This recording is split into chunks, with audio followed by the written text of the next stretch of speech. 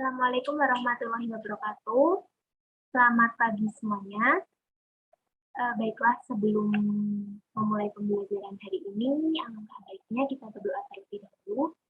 Berdoa menurut agama dan kepercayaan masing-masing, berdoa dipersilakan.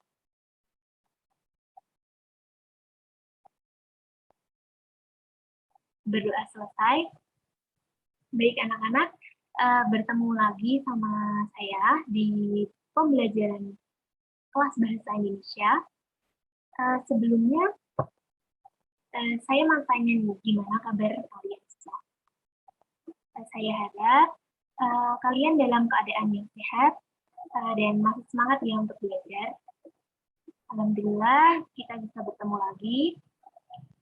Sebelum ke materi pembelajarannya, saya mau nanya nih, ada yang masih ingat sama pertemuan kita di minggu yang lalu? Ada yang ingat? Ya, jadi pertemuan minggu lalu kita sudah membahas tentang resensi. Ada yang tahu resensi itu apa? Masih ada yang ingat? Ya benar, jadi resensi itu mereview sebuah buku yang bertujuan untuk memberikan pengetahuan kepada seseorang yang akan membaca buku tersebut. Membuat sebuah resensi buku itu juga ada aturannya, ada kaidah kebacaannya juga. Jadi contohnya yang di bagian awal itu pasti ada judul resensi kalian. Nah, selanjutnya ada identitas buku, dan selanjutnya ada review dari kalian terhadap buku tersebut, dan juga kenapa, alasan apa yang menyuruh si pembaca untuk membaca buku tersebut dan keuntungan bagi mereka itu apa. Nah, di minggu ini saya akan memberikan materi terkait dengan drama atau naskah drama. Sebelum itu, ada yang tahu drama itu apa? Ya, betul. Jadi drama itu sebuah pentas seni ya, bisa dikatakan sebuah pementasan dari sebuah naskah drama. Nah, lanjut aja. Ini langsung saya share screen ya. Nah, udah kelihatan. Jadi ini kita akan membahas tentang drama.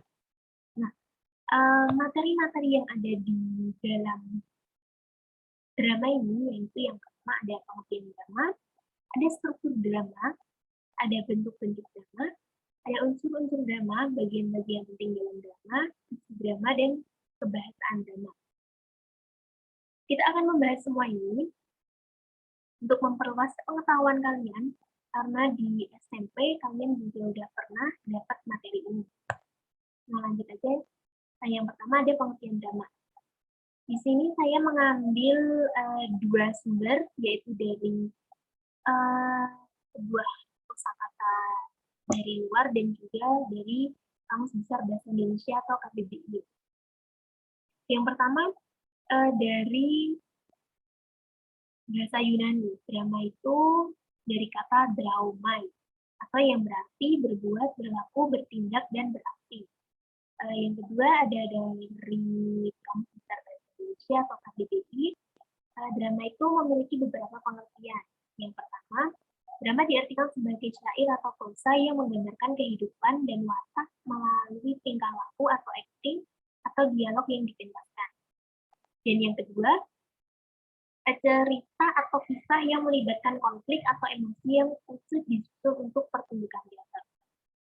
Nah, maka dari dua sumber pengertian drama ini dapat disimpulkan bahwa drama merupakan suatu kisah kehidupan manusia yang dikemukakan di suatu pentas berdasarkan naskah, terdapat percakapan, gerak laku, unsur pembangun seperti dekor, kostum rias, lampu, dan musik, serta disajikan oleh penonton.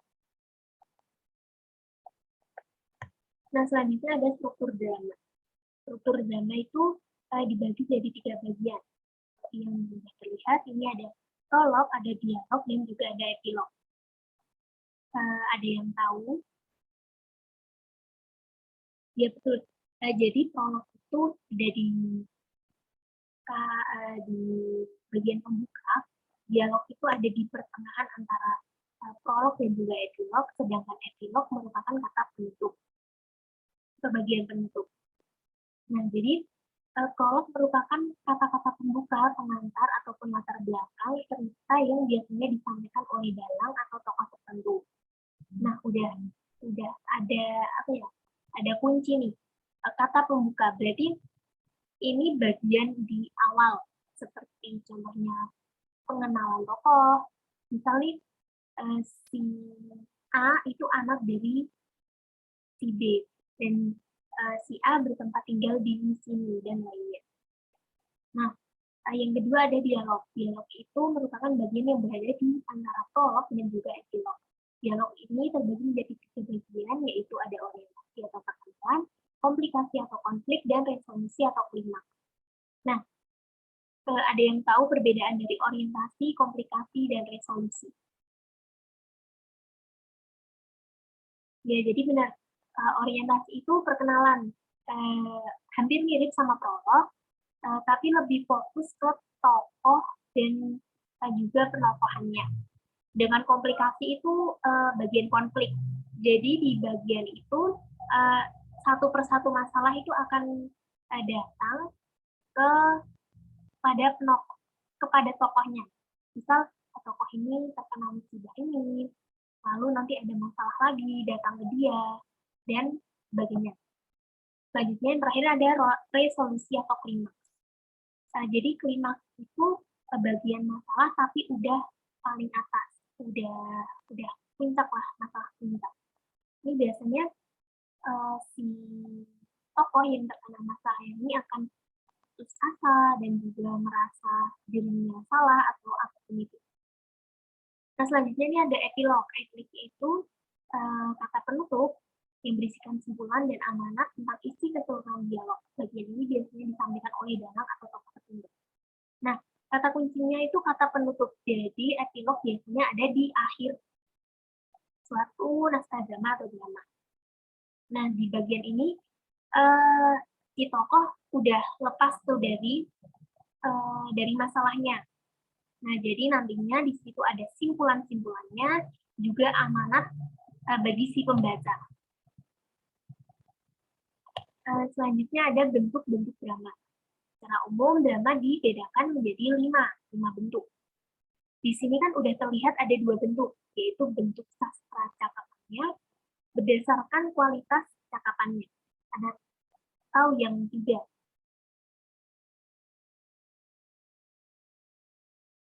Ya benar, jadi yang ketiga itu ada berdasarkan sajian datanya, ada berdasarkan pengaruh unsur seni lainnya, dan juga ada bentuk-bentuk lainnya yang nggak terpaku ke satu bentuk.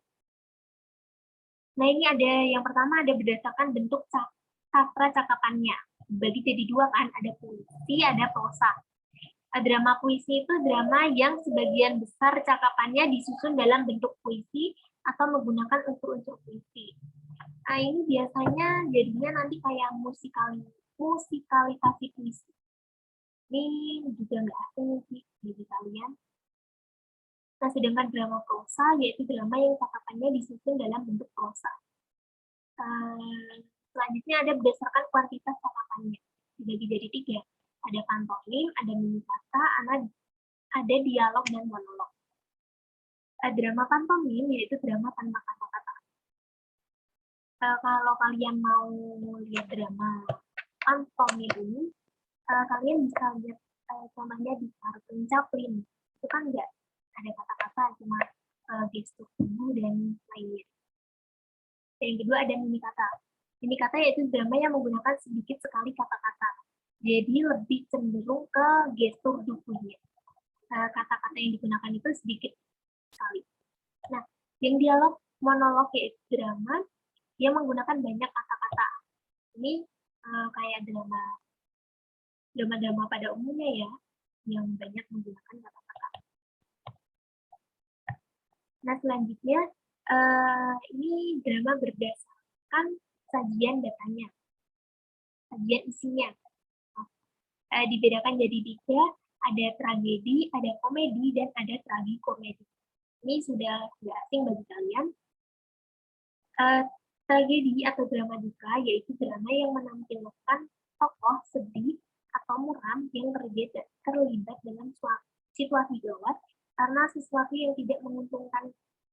Keadaan tersebut mengantarkan tokoh pada keputusasaan dan kehancuran. Misal, si tokoh mengalami sebuah musibah, entah keluarganya kena masalah atau apa, nanti tokoh tersebut akan putus asa dan akan hancurin. Misal, takut kalau kejadian itu bakal ngancurin. Nah, yang kedua ada komedi atau drama ria, yaitu drama ringan yang bersifat menghibur walaupun selorohan, di dalamnya terdapat bersifat menyindir dan yang berakhir dengan bahagia. Nah, drama komedi ini juga banyak kok contohnya. Kalian udah pasti pernah lihat.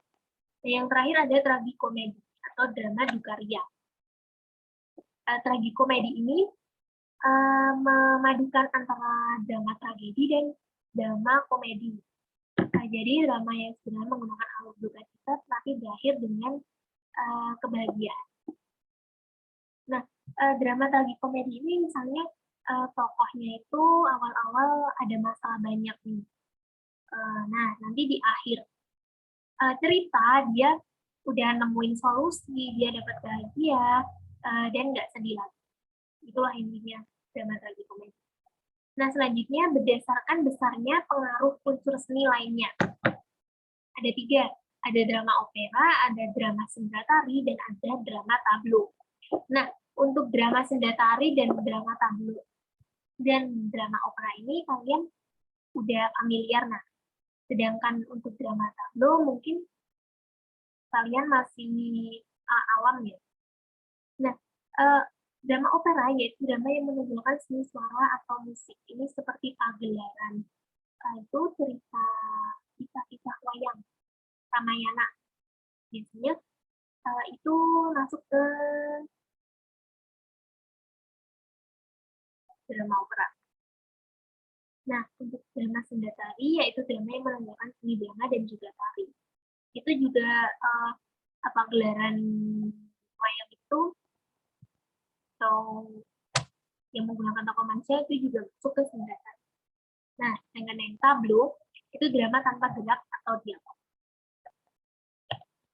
Nah, selanjutnya ada drama bentuk-bentuk lainnya. Ini drama yang tidak terikat dalam satu bentuk.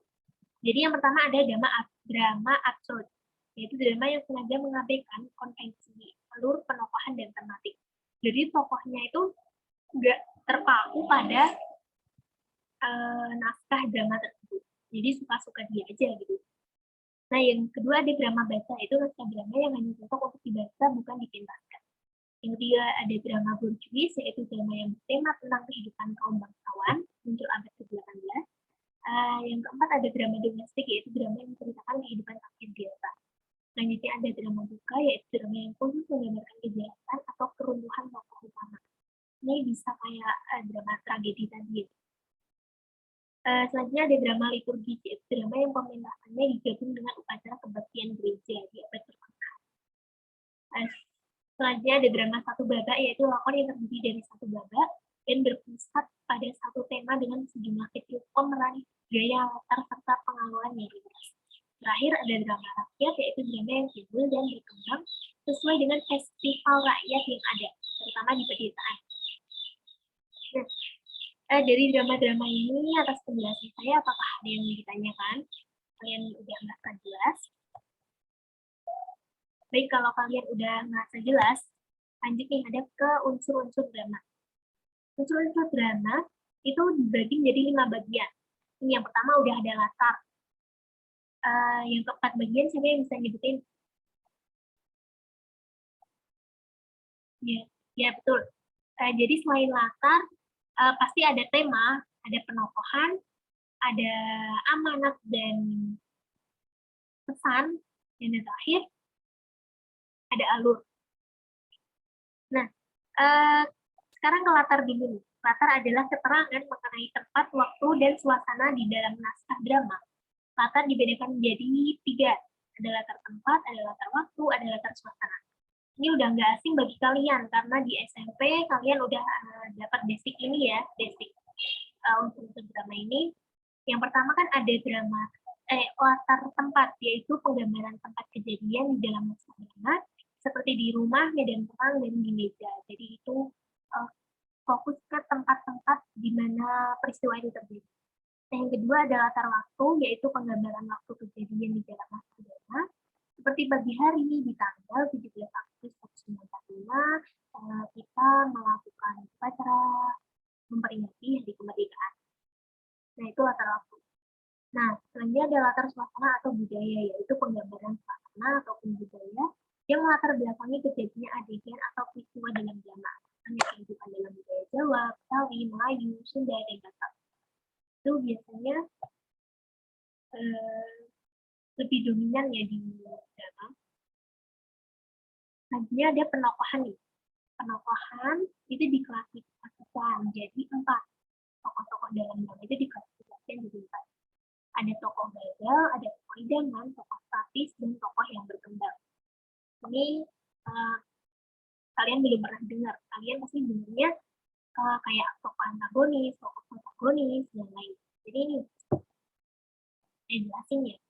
Tokoh gagal atau tokoh badut, ada the foil, merupakan tokoh yang mempunyai pendirian yang bertentangan dengan tokoh lain. Dan tokoh ini berfungsi untuk menegaskan tokoh lain tersebut. Yang selanjutnya ada tokoh idaman atau the type character. Tokoh ini berperan sebagai pahlawan dengan karakternya yang gagah, berkeadilan, atau terpuji. Selanjutnya ada tokoh statis atau static. Di static character, tokoh ini memiliki peran yang tetap sama tanpa perubahan mulai dari awal hingga akhir cerita. Selanjutnya yang terakhir ada tokoh berkembang. Misalnya seorang tokoh berubah dari setia ke karakter berkhianat, dari yang bernasib sengsara menjadi kaya raya, dan dari yang semula adalah seorang koruptor menjadi orang yang saleh dan jujur. Selanjutnya ada dialog. Dialog dalam drama itu harus memenuhi 2 tuntutan, karena dialog harus turut menunjang gerak laku tokohnya. Yang kedua ada dialog yang diucapkan di atas pentas lebih tajam dan tertib daripada ucapan saja. Yang pertama nih, ada dialog harus turut menunjang gerak laku tokohnya. Dialog haruslah dipergunakan untuk mencerminkan apa yang telah terjadi sebelumnya. Apa yang sedang terjadi di luar panggung selama cerita itu berlangsung. Harus pula dapat mengungkapkan pikiran-pikiran serta perasaan-perasaan para tokoh yang turut berperan di atas pentas. Yang kedua ada dialog yang diucapkan di atas pentas lebih tajam dan tertib daripada ujaran sehari-hari. Tidak ada kata yang harus terbuang begitu saja. Para tokoh harus berbicara jelas dan tepat sasaran. Dialog itu disampaikan secara wajar dan alamiah. Selanjutnya ada tema. Tema adalah gagasan yang menjalin struktur isi drama. Tema dalam drama menyangkut segala persoalan, baik itu berupa masalah kemanusiaan, kekuasaan, kasih sayang, kecemburuan, dan sebagainya. Untuk mengetahui tema drama, kita perlu mengapresiasi seluruh terhadap berbagai unsur karangan. Tema jangan dinyatakan secara tersirat. Untuk dapat memutuskan tema, kita harus memahami drama itu secara keseluruhan. Jadi tema itu istilahnya fondasinya naskah drama itu ya. Misalnya ada tema persahabatan, ada tema romantis, dan sebagainya. Itu kalau mau dapat tema itu kalian harus baca sampai akhir baru kalian tahu temanya. Selanjutnya ada pesan dan amanat. Pesan dan amanat ini merupakan ajaran moral didaktif yang disampaikan drama itu kepada pembaca atau penonton. Amanat tersimpan rapi dan disembunyikan pengarangnya dalam keseluruhan isi drama. Nah, pesan dan amanat biasanya ada di akhir, bisa itu tersirat maupun tersurat. Yang ditanyakan dari unsur-unsur drama ini, kalau sudah, saya lanjutin ke bagian-bagian penting drama. Jadi membuat sebuah drama itu bisa melalui 2 sumber. Sumber yang sudah ada maupun sumber yang tidak ada. Sumber yang ada itu misalnya karya-karya yang sudah ada. seperti dongeng, novel, dan cerpen, dan juga pengalaman pribadi si pengarang. Nah, untuk sumber yang tidak ada itu seperti imajinasi si pengarang. Nah, membuat naskah drama dari kedua sumber ini juga berbeda caranya. Nah, untuk sumber yang sudah ada, maka pembuatannya nggak terlalu sulit, karena unsur-unsurnya itu udah terlihat seperti ide cerita, alur, dan sebagainya. Nah, kita hanya perlu mengubah format cerita tersebut menjadi dialog. Nah, selanjutnya membuat naskah drama berdasarkan pengalaman pribadi sebagai berikut. Yang pertama itu daftarkanlah pengalaman-pengalamanmu yang paling menarik, lalu pilihlah satu pengalaman yang memiliki konflik yang kuat dan melibatkan cukup banyak tokoh. Yang ketiga, catatlah nama-nama tokoh beserta karakternya, jelaskan pula latarnya baik waktu, tempat, dan suasananya. Lalu catat pula topik-topik yang akan dikembangkan di dalam drama tersebut, dan terakhir, kembangkanlah topik ke dalam bentuk dialog. Nah ini, selanjutnya ada isi drama dan kebahasaan drama. Isi dari sebuah drama dapat dilihat dari tema yang diangkat oleh drama tersebut. Tema-tema merupakan pangkal tolak pengarang atau sutradara dalam merangkai cerita yang diciptakannya. Berikut ini jenis-jenis dari sebuah drama. Dari sebuah tema. Tema dibagi dua, yaitu ada tema utama dan tema tambahan. Tema utama adalah tema secara keseluruhan yang menjadi landasan dari lakon drama. Sedangkan tema tambahan merupakan tema-tema lain yang terdapat dalam drama yang mendukung tema utama. Tema dapat dalam sebuah drama biasanya tidak disampaikan secara eksplisit, namun kita dapat mengetahuinya setelah kita menyaksikan seluruh adegan yang tokoh perankan.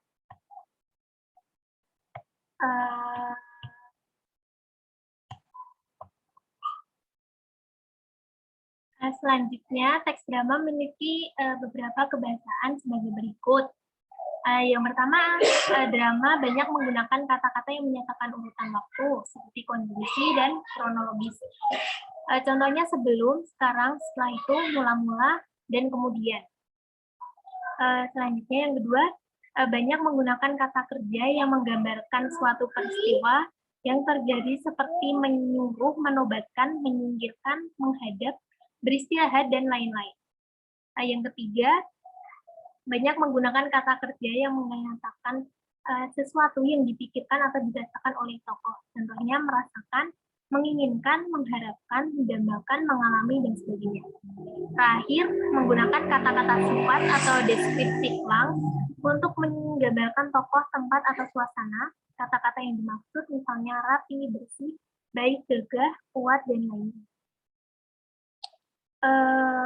Selanjutnya ada contoh naskah drama. Silakan bisa dibaca.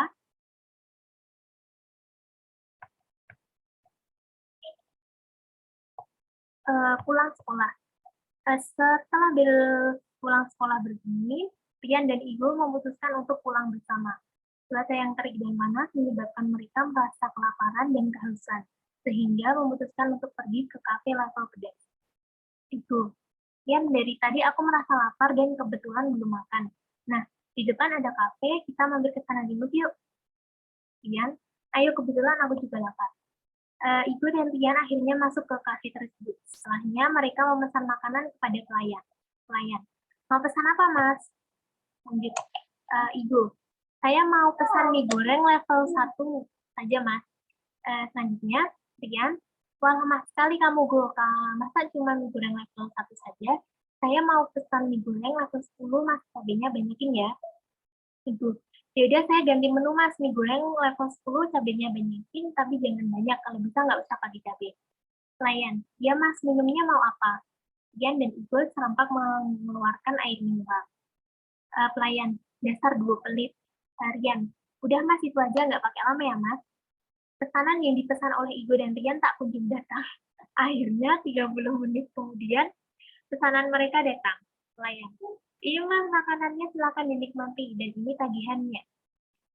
Kok lama banget sih Mas, masaknya di Arab, ujar Ibu. Pelayan, maaf Mas, kopinya tadi masak sambil move on. Rian, ada-ada saja Mas. Igo, udah Mas, kita nggak jadi makan, kita bayar aja.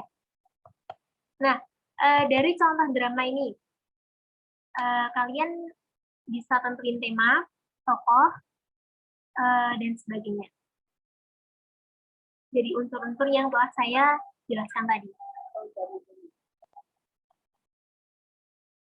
Nah, ini unsur-unsur drama dari Pulang Sekolah tadi. Temanya yaitu persahabatan yang lucu. Tokohnya ada Ibu, Rian, dan si pelayan. Terus latarnya, yang pertama ada latar tempat. Latar tempatnya itu ada di kafe level pedas. Terus ada latar waktunya itu ada di siang hari. Dan latar suasana. Suasana itu menyenangkan dan juga lucu. Selanjutnya alurnya yang digunakan itu alur maju. Dan amanatnya, kita harus banyak bersabar dan juga lebih berhati-hati dengan apa yang kita ucapkan. Nah, selanjutnya ada jenis dramanya itu drama komedi. Nah, dari materi yang saya sampaikan tadi, adakah pertanyaan? Misalkan kalau kalian kurang paham, kalian bisa bertanya kepada saya. Nah, kalau tidak ada, maka saya kasih evaluasi Rian. Ini soal-soalnya. Kalian bisa mengerjakannya. Kemudian saya kasih deadline 2 hari ya. 2 hari nanti kirimkan ke ketua kelas, nanti ketua kelas kirim ke saya. Ya, dijelaskan pengertian drama menurut pemahaman Anda, ada jelaskan perbedaan struktur drama prolog, dialog, dan prolog. Jelaskan bentuk drama berdasarkan sajian isinya, jelaskan unsur-unsur drama menurut pemahaman Anda, jelaskan proses pembuatan naskah drama yang berdasarkan pada sumber pengalaman pribadi, jelaskan ciri-ciri kebahasaan sebuah drama, jelaskan yang dimaksud dengan tema dalam sebuah drama dan pelaksananya, buatlah naskah drama rakyat secara singkat, jelaskan perbedaan drama pantomim, mimi kata, dan dialog monolog, dan jelaskan mengapa dalam sebuah drama pasti terdapat amanat dan pesan yang disampaikan kepada penonton. Nah, ini bisa ya, kalian kerjakan di selebar kertas, nanti di foto atau di scan dan kirim ke saya. Deadline 2 hari ya. Nah, selanjutnya nih untuk penugasan. Saya akan menyuruh kalian membuat sebuah naskah drama. Sebelum itu bentuk dulu nih kelompok yang terdiri dari 5 orang. Selanjutnya buat naskah drama, memilih tema ini salah satu aja. Pilih sejarah, pendidikan, olahraga, misteri, atau klasik. Nah, selanjutnya susun drama, susun naskah drama dengan apa yang telah kita pelajari, kayak unsur-unsurnya, terus kaidah kebahasaannya, dan lainnya. Nah, naskah drama dikumpulkan melalui ketua kelas lambat-lambatnya hari Senin 23 Mei 2022 pukul 23.53 waktu Indonesia Barat. Jadi hari Senin malam jam 12 itu harus sudah ada di saya. Nah, selanjutnya untuk pertemuan minggu depan hari Senin 23 Mei 2022 kelompok mementaskan drama tersebut di depan kelas. Ada yang kurang paham sama penugasannya ini? Sudah jelas?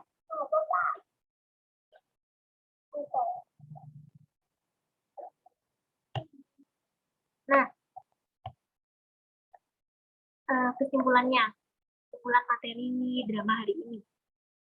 Seperti yang telah kita pelajari tadi nih, drama itu bisa disimpulkan sebagai suatu kisah kehidupan manusia yang dikemukakan di suatu pentas berdasarkan naskah dan terdapat percakapan, gerak kaku, unsur-unsur pembantu, dekor, kostum, rias, lampu, musik, serta disaksikan oleh penonton. Selanjutnya, struktur drama dibagi menjadi 3, yaitu ada prolog atau pembuka, dialog yang terbagi menjadi 3, yaitu orientasi atau perkenalan, komplikasi atau konflik, dan resolusi atau klimaks. Dan juga yang terakhir ada epilog atau penutup. Selanjutnya ada bentuk-bentuk drama dibagi menjadi 5, yaitu berdasarkan sastra cakapannya, ada drama puisi dan prosa, ada kuantitas cakapannya, contohnya pantomim, mimi kata, dan dialog monolog. Selanjutnya ada sajian datanya, contohnya tragedi, komedi, tragikomedi. Selanjutnya ada pengaruh unsur seni lainnya, contohnya opera, senda tari, dan tablo, serta bentuk-bentuk lainnya yang tidak terikat dalam satu bentuk, contohnya drama absurd, drama biasa, dan drama satu babak. Selanjutnya unsur drama dibagi menjadi 5 bagian. Ada latar, itu ada latar tempat, latar waktu, dan latar suasana. Ada penokohan gagal, ada tokoh idaman, ada tokoh statis, dan lingkar atau tokoh berkembang. Pesannya ada dialog, ada tema, dan juga pesan keamanan. Ciri-ciri kebahasaan sebuah drama itu ada 4 ya. Yang pertama, menggunakan kata yang menyatakan urusan itu, menggunakan kata yang menggambarkan suatu peristiwa yang sudah terjadi, menggunakan kata yang menyatakan pikiran si tokoh, dan menggunakan kata sifat untuk menggambarkan tokoh, tempat, dan suasana. Nah, untuk pertemuan yang akan datang, dari penugasan ini, maka pertemuan yang akan datang kalian mementaskan drama dari naskah drama yang telah kalian buat. Nah, saya harap kalian dapat berlatih dengan baik, karena ini untuk tambahan nilai kalian. Nah,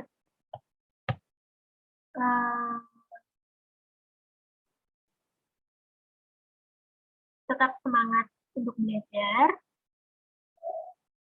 Semoga kalian paham dengan materi yang telah saya sampaikan tadi.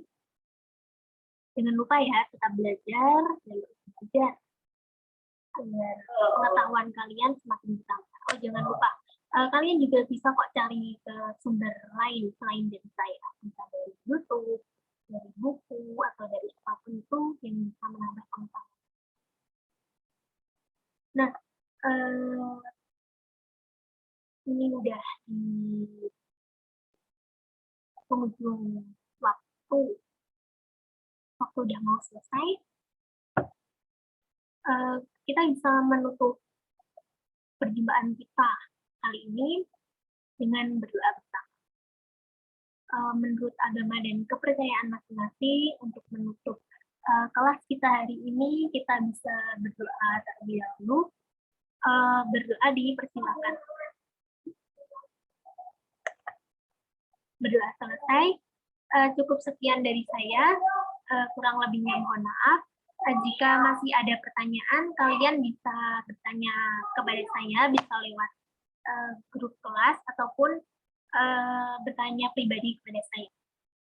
Jangan sungkan, pokoknya terus belajar dan tetap semangat ya. Kurang lebihnya mohon maaf. Assalamualaikum warahmatullahi wabarakatuh.